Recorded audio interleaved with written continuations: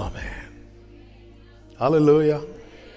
என் ஞானம் கல்வி செல்வங்கள் யாவும் ஒன்றுமில்லை குப்பை என்றெண்ணுகிறேன்.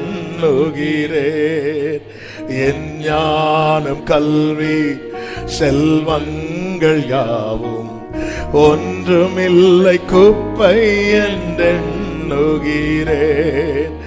என் நீதி நியாயங்கள் அழுக்கான கந்தை, என் நீதி நியாயங்கள் அழுக்கான கந்தை என்றே உணர்ந்தேன். என் இயேசுவே, அனுதினமும் உம்மில் நான் வளர்ந்திடவே உம் அனுக்கிரகம் தர வேண்டுமே. கைகளை உயர்த்தி கேட்போம். அனுதினமும் உம்மில் நான் வளர்ந்திடவே உம் அனுக்கிரகம் தரவே. எல்லாரும் அறிக்கை செய்ய. என்னால் ஒன்று கூடாதையா, என்னால் ஒன்றும் கூடாதையா, எல்லாம் உம்மால் கூடும். என்னால் ஒன்றும் கூடாதையா, எல்லாம் உம்மால் கூடும். அனுதினமும் சபை வளரட்டும், விசுவாசத்துல வளரட்டும், அன்புல வளரட்டும், நற்கிரியையில வளரட்டும். ஆமென். அனுதினமும் glory அனுக்கிரகம் தரவே. அறிக்கை செய்ய. என் ஞானம் கல்வி, என் ஞானம் கல்வி செல்வங்கள் யாவும் ஒன்றுமில்லை குப்பை என்றெண்ணு. பிரியமானவர்களே, மனிதனுக்கு ஞானம் தேவை இல்லையா? கண்டிப்பா தேவை.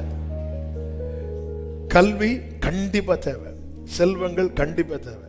இவைகள் உதவும், ஆனா எல்லாவற்றுக்கும் உதவாது. இவைகள் தேவை. இது இல்லாம இந்த பூமியில மனுஷனுக்கு சர்வை பண்றது, வாழ்றது ரொம்ப கஷ்டம். இது கண்டிப்பா தேவை, ஆனா இவைகள் எல்லாவற்றுக்கும் உதவுமா? சென்னையில எல்லாம் வெள்ளம் டிசம்பர்ல வந்து ஃபர்ஸ்ட் ஃப்ளோர் எல்லாம் முங்கிட்டு. அவங்கள்ட்ட பணம் இருக்கு, ஆனா என்ன இல்லைன்னா ஆகாரம் இல்லை, வாங்க முடியல. எல்லாம் தேவை. இந்த பூமியில் ஒரு மனிதன் வாழ்வதற்கு வீடு தேவை, எல்லாமே தேவை. அதனாலதான் நன்மையும் கிருபையும் தொடர பண்ணுகிறார். ஆனா இது இது இருந்தாதான் எல்லாமே எனக்கு இல்லை. அதனாலதான் ஒரு தேவ பிள்ளை புரியணும்.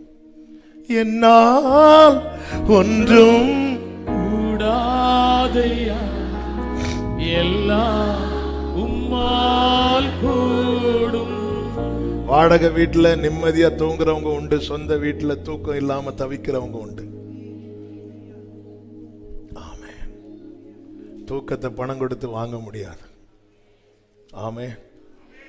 ஹல்லேலூயா, ஹல்லேலூயா. ஆமென்.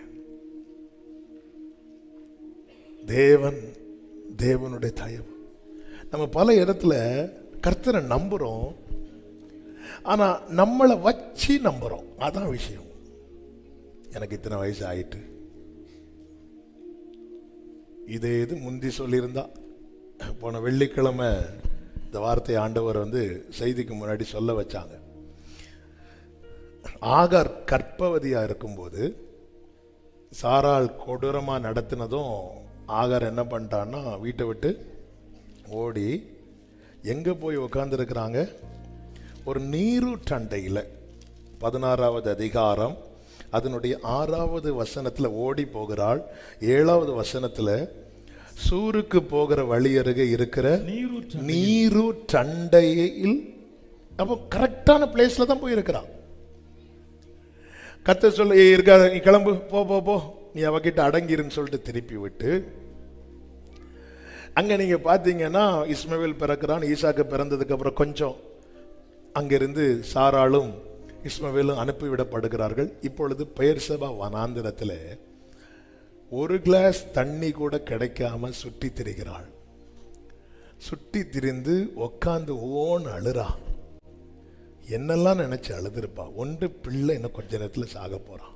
இன்னொன்று, நான் அன்னைக்கே போனேன். அப்போ நான் எங்க உட்காந்துருந்தேன்? நீர் ஊற்றண்டையில். ஆனா அங்க என்னை இருக்க விடாம என்ன புறப்பட வச்சு இப்பொழுது என்னை தூர நானா போனேன். ஆனா இப்பொழுது கர்த்தர் ஆபிரகாம்கிட்ட சொல்லி ஆபிரகாம் என்ன செய்கிறான்? அனுப்பி விடுகிறான். ஆனா அன்னைக்கு எனக்கு நீரூற்று இருந்துச்சு. இன்னைக்கு எனக்கு என் பிள்ளைக்கு கொடுக்கிறதுக்கு ஒரு கிளாஸ் தண்ணி கூட இல்ல. நாம நிறைய கண்டுபிடிப்போம். நமக்கு இங்க இருந்தா சூப்பராயிரும். ஆமா, படிச்சு முடிச்சிட்டீங்க, உங்க ஆசை என்ன? எப்படியாவது யூகே போயிடணும், எப்படியாவது கல்ஃப் போயிடணும், எப்படியாவது அமெரிக்கா போயிடணும். நாம நிறைய கண்டுபிடிச்சிருக்கிறோம். போங்க, அமெரிக்கா போங்க, யூகே, எல்லா இடத்துக்கும் போங்க. ஆனா ஒரு தேவ பிள்ளைக்கு தெரியணும், எனக்கென்று அவர் ஒரு நீரூற்றை எங்கேயோ வச்சிருக்கிறார். அதை எனக்கு காண்பித்து தாங்க ஆண்டவரே, அதை எனக்கு காண்பித்து தாங்க. அது எங்க வேணாலும் வைக்கலாம். இந்தியாவில் வைக்கலாம், நீங்க இருக்கிற இடத்துல வைக்கலாம், கல்ஃப்ல வைக்கலாம், மலேசியாவில் வைக்கலாம், யூகேல வைக்கலாம், ஆஸ்திரேலியாவில் வைக்கலாம், எல்லா இடம் தெரிஞ்ச பேர்லாம் சொல்லிட்டு இருக்கிறேன். ஆமே. ஆனா நமக்கு பிரச்சனை என்னன்னா, நான் கண்ட நீரூற்றண்டையில் என்ன இருக்க விடாம என்ன இங்க கொண்டு வந்துட்டீங்க. இப்ப பாருங்க ஆண்டவரே, என் பிள்ளைக்கு கொடுக்கறதுக்கு ஒரு கிளாஸ் தண்ணி கூட இல்ல. நான் அழாம நான் வேற என்ன பண்ண? அன்னைக்கு நான் அழல. அன்னைக்கு நான் அங்கிருந்து ஓடி வந்து நீரூற்றண்டையில இருந்து உக்காந்துட்டேன். சரி. ஆனா இன்னைக்கு என் நிலைமை எப்படி இருக்கு தெரியுமா? ஓன அழுற நிலைமை. தாவீதுட்ட கேட்டா சொல்லுவாரு, சொல்லிட்டாரு தருவார், சொல்லிட்டாரு செய்வார், சொல்லிட்டாரு. இது ஒண்ணுதான். இந்த நம்பிக்கைக்குள்ளதான் நம்முடைய அறிவு, நம்முடைய சூழ்நிலை, நம்முடைய காரியங்கள் நம்மை உட்புக விடாமல் பிடிச்சு வெளியே வைக்குது. அவர் சொல்லிட்டார், அவர் சொல்லிட்டார். ஹல்லேலூயா, ஹல்லேலூயா. இந்த நம்பிக்கைக்குள்ள வரணும். இந்த வேதத்தை நீங்கள் பார்த்தீங்கன்னா இயேசு கிறிஸ்துவின் வாழ்க்கையை குறித்து சொல்லப்பட்டிருக்கிறது. இது மொத்தமே கிறிஸ்துவை மையமாக வைத்து வெளிப்படுத்தின விசேஷம் 19வது அதிகாரம் 9-10 வசனங்களிலே யோவானுக்கு தூதன் அநேக காரியங்களை வெளிப்படுத்தி விட்டு தேவனுடைய சத்திய வசனங்கள் என்று என்னுடனே சொன்னான் என்று 9 சொல்லப்பட்டிருக்கிறது. 10வது வசனத்திலே, அப்பொழுது அவனை வணங்கும்படி அவனுடைய பாதத்தில் விழுந்தேன். அவன் என்னை நோக்கி, இப்படி செய்யாதபடிக்கு பார், உன்னோடும் இயேசு கிறிஸ்துவை குறித்து சாட்சியிட்ட சகோதரரோடும் கூட நானும் ஒரு ஊழியக்காரன். தேவனை தொழுது கொள். இயேசுவை பற்றின சாட்சி, அதாவது இயேசுவை பற்றின சாட்சி தீர்க்க தரிசனத்தின், இந்த தீர்க்க தரிசனத்தின் ஆவி ஆரம்பம் முதலே வெளிப்பட்டு கொண்டே இருந்தது. மோசையை கொண்டு எழுத ஆரம்பிக்கிறார். ஆமேன். அடுத்து தீர்க்க தரிசிகள். ஆமேன். தாவீது உட்பட சங்கீதக்காரன் எல்லாம் தீர்க்க தரிசனத்தின் ஆவி ஃபுல்லா கிரைஸ்ட பத்தி தான். அதனாலதான் ஆதியாகும் முதல் மல்கியா வரைக்கும் கிறிஸ்து இல்லாம பார்க்கவே முடியாது, படிக்கவே முடியாது. இதுதான் இந்த பைபிளுடைய விசேஷம். மல்கியா வரைக்கும் உரைக்கப்பட்டது, மத்தேயு முதல் உரைக்கப்பட்டது நிறைவேறிற்று. பழைய ஏற்பாடு உரைக்கப்பட்டது, புதிய ஏற்பாடு உரைக்கப்பட்டது நிறைவேறிற்று. இதுதான் பைபிள். ஆமென் சொல்லுங்க பார்க்கலாம். ஹல்லேலூயா.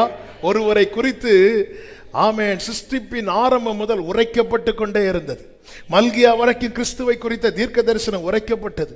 அதன் பிறகு மத்தேயு, அதாவது கிறிஸ்துவின் காலம், இந்த பூமியிலே மனுஷகுமாரனை வெளிப்பட்ட காலம் முன்பு வரை ஏறக்குறைய 400 ஆண்டுகள். அந்த 400 ஆண்டுகள் ஒன்றும் உரைக்கப்படவில்லை. காரணம், ஏற்கனவே அவரை குறித்து எல்லாம் உரைக்கப்பட்டு விட்டது. அப்ப இந்த 400 ஆண்டு காலத்தை தான் இருண்ட காலம் என்று சொல்லுவார்கள். இந்த காலத்தில் தான் சகரியாவை கொண்டு ஆவியானவர் பேசுகிறார்.